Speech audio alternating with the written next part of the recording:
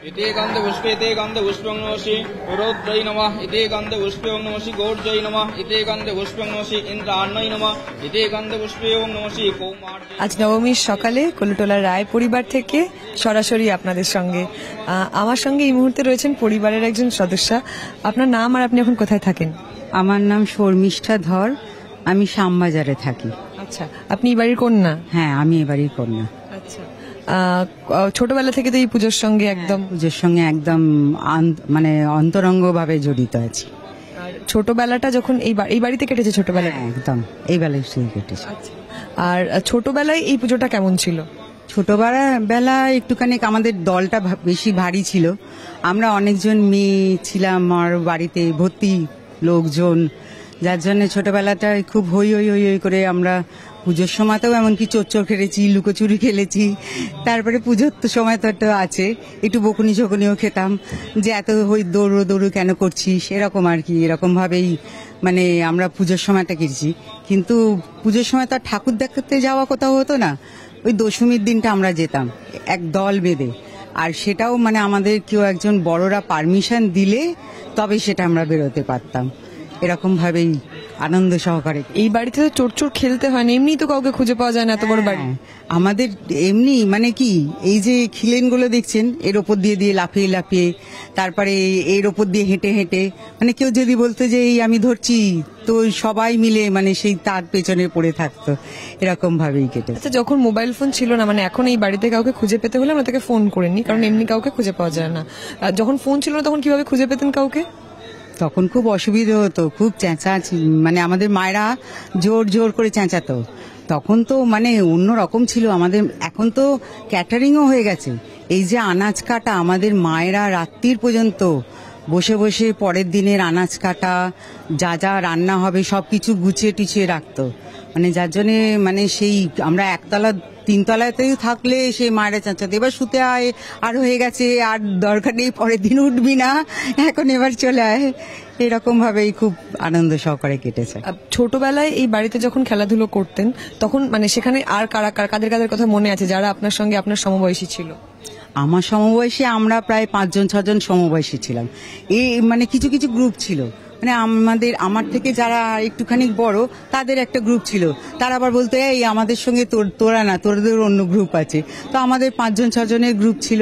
এরকম গ্রুপ ফিজম করে আমরা একটুখানি বেরোতাম হই করতে, এই একটু পাড়ার ঠাকুর দেখতে, তারপরে সাউথের দিকেও যেতাম, ঠাকুর দেখতে যেতাম। আর দশমীটা এমনি আমাদের তো এখানে দশমীতে ময়দা হয়, সকালবেলায় লুচি ছোলা সেদ্ধ এইসব হয়, কিন্তু আমরা ওই বাইরে গিয়ে একটুখানি হোটেলে খেয়ে আমরা আনন্দ করে আসতাম। ওটা শুধু দশমীর দিনই পাওয়া যেত? শুধু দশমীর দিনই পাওয়া যেত। প্রতি বছর কি পুজোর সময়টা এখানেই কাটে? হ্যাঁ, প্রতি বছর এখানেই কাটে।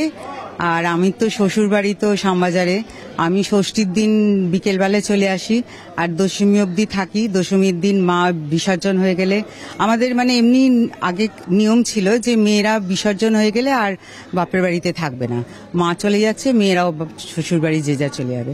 এখন হয়তো কারোর কিছু প্রবলেম হলো, হয়তো মানে রাস্তাঘাটের এখন তো এত ট্রাফিক জ্যাম হয়ে গেছে, বা তার কিছু জিনিস সব গুছিয়ে নিয়ে যেতে অসুবিধে হলো, হয়তো কেউ একজন থেকে যায়, কিন্তু আমি দশমীতেই চলে যাই। আর ছোটবেলায় যে কথাটা আপনি বলছিলেন যে বাড়ির মহিলারাই রান্না করতেন বা সেই সমস্ত যোগাযন্ত্র তাদেরকে করতে হতো, সেইটার অভিজ্ঞতাটা কেমন ছিল? হ্যাঁ, সেই রান্না করতে হতো না, তারা আনাজ কাটতো, মানে সেই যা ঘর থেকে বটি আনতো, দিয়ে লম্বা করে গোল হয়ে বসে ওই আনাজগুলো কাটতো আমাদের ভেতর বাড়িতে। রান্না করতেও পাও নেই, কিন্তু আনাজ তখন কেটে দিত। তখন তো অত ক্যাটারিং এর এত ছিল না, এখন যেমনি ওরাই সব করে নেয়, ক্যাটারিং এর আনাজ কাটা ধরুন সব রসে ওরাই করে নিচ্ছে, আমাদেরকে আর দেখতে হয় না। কিন্তু তখন তো এসব ছিল না, মায়েরাদেরকে আনাজ টানাজ কেটে দিতে হতো খানিকটা, তারপরে এইগুলো করে দিলে ওরা তারপরে রান্নাটা করে নিত। এই যে ঠাকুরের পর্দা এখন বন্ধ রয়েছে, মানে কি ভোগ দেওয়া হচ্ছে? হ্যাঁ, ঠাকুরের পর্দা দেওয়া মানে ঠাকুরের ভোগ দেওয়া হচ্ছে। এটা কি একদম চিরকালই এই নিয়মটাই ছিল? হ্যাঁ, চিরকালই এই নিয়মটাই আছে। আর আগে যখন ভোগ বা ঠাকুরের যে সমস্ত জোগাড় যন্ত্র করতে হয়, যেমন রান্নার কথা বলছেন, তখন কি বাড়ির মেয়েদের আরো বেশি হাত লাগাতে হতো? না, বাড়ির মেয়েরা বউরা বরাবরই খুব একটা করেনি। আমাদের বাউন আছে, বাউনরা এসে পুজোর কাজগুলো মেয়েরা, কেননা আমাদের একটা রীতি আছে যে আমাদের দীক্ষা না হলে ঠাকুরের কিছু কাজ করা যায় না। দীক্ষা হলেই তবে ঠাকুরের কাজ করা যায়, যার জন্যে দীক্ষা না হলে তো কেউ পারবে না করতে। তো সেই জন্যেই ঠাকুরের কাজ ওই বাউনরাই বেশিরভাগ করে। আচ্ছা, আর ছোটবেলায় যখন এখানে মানে যেমন একান্নবর্তী পরিবারের কথা আপনি বলছিলেন, সমস্ত একান্নবর্তী পরিবারে এটা হয় যে এই যেমন বলছিলাম কাউকে খুঁজে পাওয়া যায় না বলে চিৎকার করে করে ডাকা, তার মানে বাড়ি তখন একদম সরগরম হয়ে থাকে। হ্যাঁ, আমরা ভীষণ হয়ে করতো, আমরা ছাদেও পর্যন্ত তখন ক্রিকেট খেলতো ছেলেরা, এই রোদ্দুরে তো ছাদে গিয়ে ক্রিকেট খেলতো, মানে সময়টা তো কিছু করে স্পেন্ড করতে হবে, বারণ করলে তখন তো আর মোবাইল ছিল না। না, মোবাইল ছিল না। আর যারা ছোটরা তাদেরকে বাড়ির বাইরে না যেতে হলে তাদের তো একটুখানি কিছু গ্রুপ করে করে খেলতে হবে, কিছু মানে টাইমটা স্পেন্ড করার জন্য। সারাদিন আর কত বকবক করবে নিজেদের মধ্যে, তো ওই খেলাধুলা করে এই সব করে করেই আমরা কেটেছি। পুজোর কটা দিন কি একদম শাড়িতেই থাকেন সবাই, মানে আপনিও? আমি মেনলি শাড়িতেই থাকি, তবে অনেকে পরে মানে বউয়েরা মেনলি শাড়িতেই থাকে। এই বাড়ির যেমন অনেক নিয়ম রয়েছে, এই নথ পরা, নুপুর পরার মতো, ওইগুলো আপনি সমস্ত আপনাকে হ্যাঁ হ্যাঁ, আমিও পাইন মলও পরি, নুপুর পরি আর নাকে নথ। আচ্ছা, ওই সিঁদুরের হ্যাঁ হ্যাঁ হ্যাঁ, সিঁদুর পাতা, হ্যাঁ হ্যাঁ হ্যাঁ। আচ্ছা, আর এই হাতের রুলি? রুলি, হ্যাঁ, এই যে আমার হাতে রুলি আছে আর সিঁদুর পাতাও আছে। আচ্ছা, এই সমস্ত নিয়ম কি বাড়ির সকলে একদম নিষ্ঠা করে? হ্যাঁ হ্যাঁ, যারা মানে এ করে মানে বউয়েরা যারা আছে, সধবা যারা আছে, তারা সবাই এটা মোটামুটি নিয়ম করে।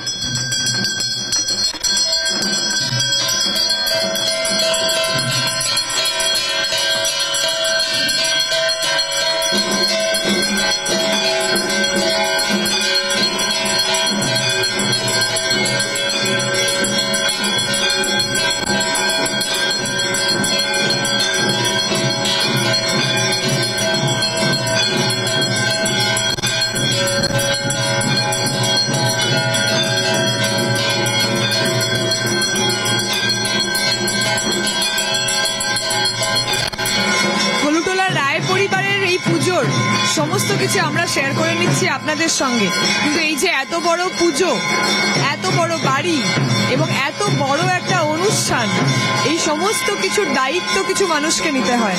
একদম পেছনে থেকে যারা দায়িত্ব নিয়ে নিজেদের কাজ করে চলেন, তাই জন্য এমন নির্বিঘ্নে পুজোটা করতে পারে, মানুষ আসতে পারেন, তারা উপভোগ করতে পারেন এবং আমরা সকলে উপভোগ করতে পারি। তেমনই একজন মানুষকে আজ আমার সঙ্গে পেয়েছি, এই পরিবারের সদস্য এবং যার ওপর এই পরিবারের পুজোর অনেক অনেক দায়িত্ব রয়েছে। একবার আলাপ করে নেব। আপনার নাম? শুভদীপ সেন। আপনি এই বাড়ির ছেলে? আমি এই বাড়ির নাতি হই। নাতি? এই বাড়িতে আমি ছোটবেলা থেকেই পুজো দেখে আসছি এবং বর্তমানে আমি এই বাড়িতেই এখন থাকি।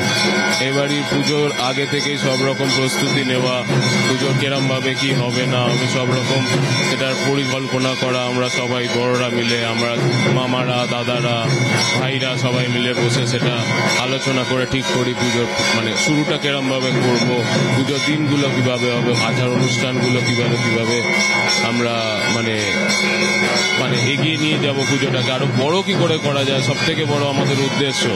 আজকে আপনারা হয়তো এত দেখছেন, আগে পুজোটা এত বড় ছিল না, দিন দিন আমরা সেটাকে ইউনেস্কো তকমা পাওয়ার দরুন, আরো সোশ্যাল মিডিয়ার থ্রুতে বাড়ির এত নামে প্রচার হওয়ার দরুন আমাদের পুজো এখন অনেক বড় জায়গায় পৌঁছে গেছে আমাদের বাড়ি। সেটা আমাদের কাছেও খুব গর্বের বিষয়। আমরা সেই জিনিসটায় পার্টিসিপেট করে আমরা সেটার পরিকল্পনা করে পুজোটাকে আরো বড় করতে পারছি, সেটা আমাদের কাছে অনেক বড় পার্টিসিপেট।